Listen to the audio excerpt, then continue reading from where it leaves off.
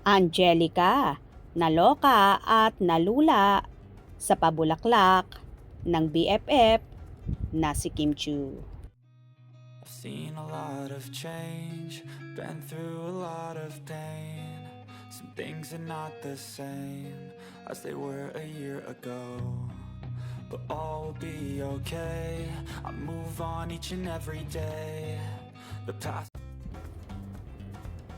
Nalula si Angelica Panganiban sa laki nang ipinadalang bulaklak sa kanya ng kaibigang si Kim Chiu.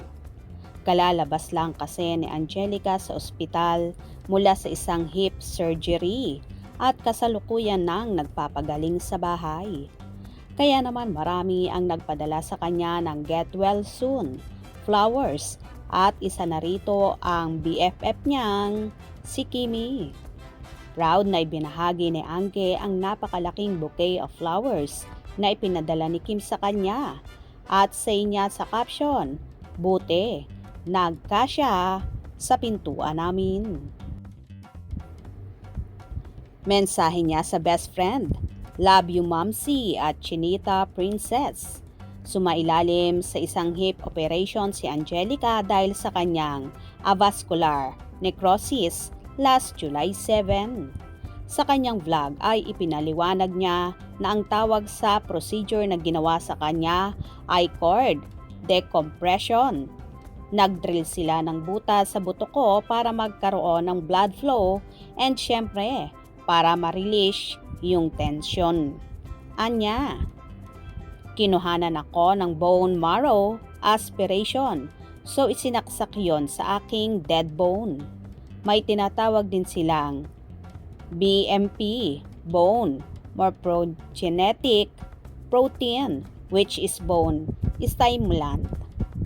May PRP, platelet rich plasma pa rin na nilagay. So may 3 klaseng medicines na nilagay sa akin na makakatulong sa pag-slow down ng pag-collapse ng hips ko. Dagdag ng actress. Ngayon nga ay maginhawa na raw ang pakiramdam niya at finally ay nawala na rin ang pain na 2 years din niyang tiniis. Umaasa ang actress na magtutuloy-tuloy na ang kanyang paggaling para hindi na niya kailanganing sumailalim pa sa hip replacement surgery. Naloka nga si Angge sa pa-flowers ni Chinita Princess na sobrang laki. Ganito nga kamahal ng dalaga ang BFF at talaga namang todo ang pagmamahal na ibinibigay kay Angge. Get well soon, Angge. Hope you enjoyed. Please subscribe for more info.